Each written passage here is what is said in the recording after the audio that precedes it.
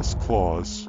After the death of my grandmother, not this maternal line, my grandfather stayed in Beavers for a short time. There was an old widow next door. They came together and began to live. There were bad rumors about the old woman. They say in her family she has all the witches. Her ancestors brought pestilence on entire villages, but her grandfather, a communist de jure and at knowing de facto, only laughed. At first, everything was fine with them. They lived soul to soul. But then we began to have different sores, and my grandfather walked darker clouds. It turned out that she demanded that her grandfathers rewrite the house for her grandchildren, and when he refused, she whispered, "Neither you nor yours will need you anyway, you are not tenants." And it started. She got a black rooster in the farmstead, scary, pugnacious. Spurs are like knives. I rushed at everyone. The wounds didn't heal for a long time. For everyone except Grandma, Grandpa tried to get away from her, but couldn't, as he holds something and doesn't let go. I started getting sick and bored. We stopped coming on vacation, as it was cut off.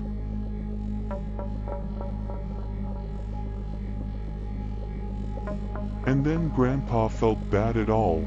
We came with the whole family. Babushka hid with her relatives for our arrival, and the rooster left it. How long? Soon, and we managed to slaughter the rooster. Stabbed after hitting Mom on the leg with his terrible spurs, blood could not be stopped.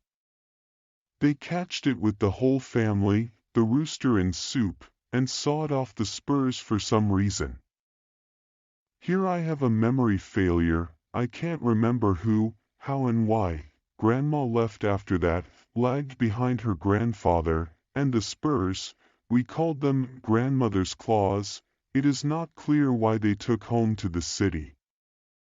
I settled claws like a trophy in my room. The age was the most snotty, the soul longed for heroism.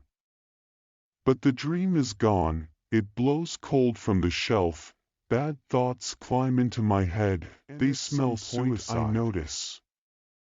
Not where I left it, a napkin with claws. And I was alone in the room, no one could move it. I'll turn away, and they crawled away again. And again. Although the baby was, she realized, she covered them with a Bible.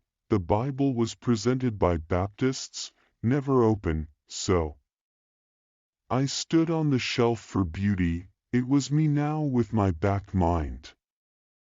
My claws stopped crawling, calmed down a little, told my mother. She immediately believed it, but for some reason we couldn't throw them away then. That's how they lay under the book, lay for a long time. They lay until I bothered to wipe the dust off the shelf. Wiped, moved, didn't notice. That day, my mother fell, hit her leg hard, the one that the rooster tore. And then we were released. They began to think right away. The family also burned this muck on a gas burner, remembering all the prayers that they remembered and did not remember. The Spurs sparkled with fireworks, cracked and hissed. The ashes were blown out the window. And everything passed. As never happened. Grandpa lived for a long time. I forgot about suicide. My mother's leg doesn't hurt. Only memories remain.